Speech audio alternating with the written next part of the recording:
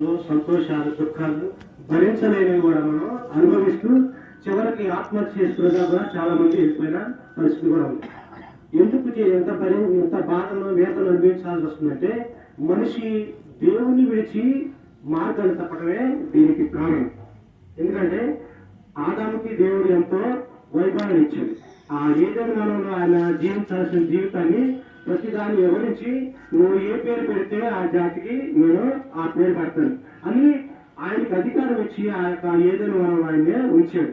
అయితే ఆదాము ఉన్నంత కాలం బాగానే ఉంది, కానీ ఎప్పుడైతే ఆ స్త్రీ అనే వ్యక్తిని తనకు జతగా ఇచ్చాడో ఆ సందర్భంలో ఏమైందంటే ఆమె మీద ఉన్న ప్రేమను బట్టి ఈయన కూడా ఆ పండుని తిని పాపం చేశాడు.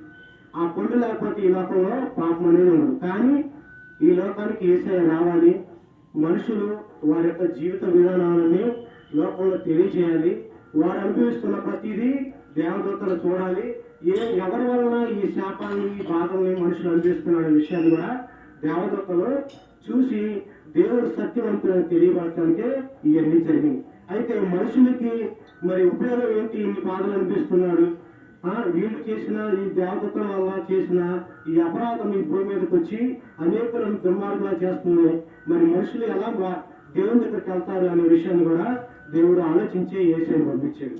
కనుక మానవ జాతిని రక్షించడానికి లోకరక్షకుని మనలా పుట్టించలా. ఎందుకంటే ఆయన ఆత్మ చేత పరిశుద్ధాత్మ శక్తి చేత పుట్టాడు. ఆయన మన శరీరాన్ని బట్టి మన కోరికలను బట్టి ఎట్టా పిల్లలంటే వంట కనలేదు ఆయన దేవుడు కనిపించలా. కనుక ఆయన పరిశుద్ధుడు పవిత్రుడయ్యి ఈ లోకానికి వచ్చాడు కాబట్టి ఆయన రక్తం మనకి ఈ రోజున ఉపయోగించుకొని మనం ఆయన నీతిని మన మీద ఆరోపించుకుంటున్నాం. కనుకనే యేసయ్య మనకు మాదిరిగా ఈ లోకంలో జీవించినంత కాలం జీవించాడు. అలాగే జీవించాలని అనేకులకు సువార్త విధంగానే అపోస్తుల ద్వారా కానీ ఇప్పుడున్న బోధకుల ద్వారా కానీ తెలియపరుస్తున్నాడు. మనం శరీరేచ్ఛను బట్టి పుట్టాం కాబట్టి మనకు శరీర కోరికలు ఉన్నాయి, కానీ యేసయ్యకు ఆ స్వభావం లేదు. ఎందుకంటే ఆయన ఆత్మ పవిత్రమైనది, పరిశుద్ధమైనది, ఆయన జన్మే పరిశుద్ధమైనది. కనుక అటువంటి వ్యక్తి పాపం చేయడం అనేది జన్మలో జరగదు. కనుక ఆయన మనకు బోధకులు అయ్యారు, మనందరూ సహోదరులుగా ఉన్నాం. మనం మనలాంటి వారమే కాబట్టి మనం ఇక్కడ సహోదరులు. మీరు బోధకులు అని ఎవరు పేరు పెట్టద్దండి. ఎందుకంటే మీ గురువు అక్కడే నేనే క్రీస్తు మనిషి కుమారుడే గురువు. మిగతా వారిని మీరు సహోదరులు. ఎందుకంటే మీ స్వభావం లేదు, ఆయన స్వభావం లేదు. ఆయన పరిశుద్ధుడు వచ్చాడు కాబట్టి ఆయన గురువు అయ్యాడు. అన్ని విషయాలు మనకు తెలియజేసి దేవునికి దగ్గర చేయటం. అయితే మనమైతే పాపంలో పుట్టాము, మన తల్లిదండ్రులు పాపం ఉండగానే మన గర్భం ధరించి మనం ఈ మొక్కన పడేసారు. ఆ స్వభావం వాళ్ళ డిఎన్ఏ వాళ్ళ యొక్క స్వభావం మనలో కూడా ఉంది. ఆదాముకి ఎలా ఉందో మనకి అదే పాపం అని వచ్చింది. ఆదాము మహిళగానే పుట్టాడు, కానీ ఏ రోజైతే తప్పు చేయడం జరిగిందో ఆ రోజున ఆయన కూడా మామూలుగానే మానవ శరీరం దాల్చింది.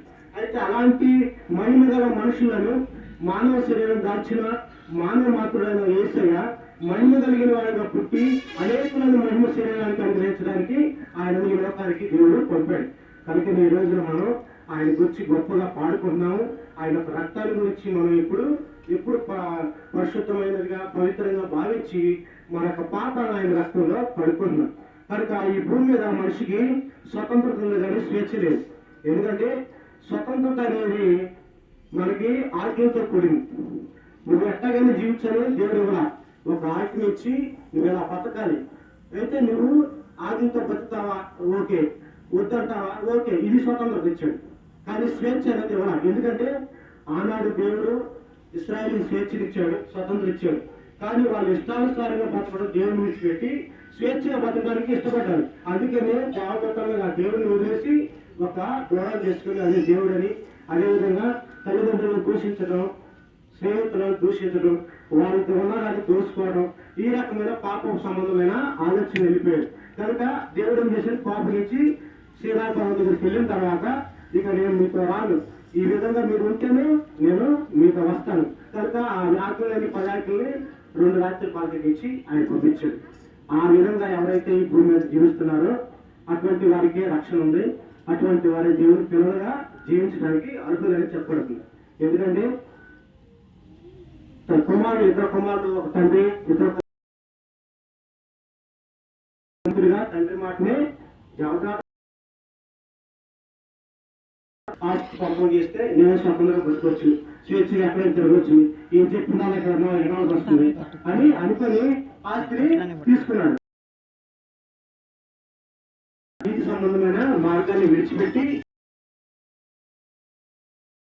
స్వేచ్ఛానుసారంగా జీవించడం చేశాడు. కనుకనే తన జీవితం ఏమైంది, పందులు కాసుకునే చోట కేవలం తినడానికి కూడా లేక పందులు కాసుకుని పుట్టింది దౌర్భాగ్య. ఆయన స్వేచ్ఛను కోరుకున్నాడు. దేవుని దగ్గర స్వేచ్ఛ ఉండదు, స్వతంత్రం ఉంది. ఎందుకంటే దీనికి కారణం ఏంటంటే ఇప్పుడు భారతదేశానికి స్వతంత్రం లేదు, స్వేచ్ఛ లేదు. ఎందుకంటే మనకి రాజ్యాంగం ఒకటి ఉంది, ఇష్టానుసారం చేస్తే కుదరదు. ఒకటి పొడి చంపడానికి లేకపోతే ఎవరు దోచుకోవడానికి అవకాశాలు లేవు. ఏదంటే ఒకవేళ చేస్తే ఏం చేస్తారంటే వాళ్ళు మన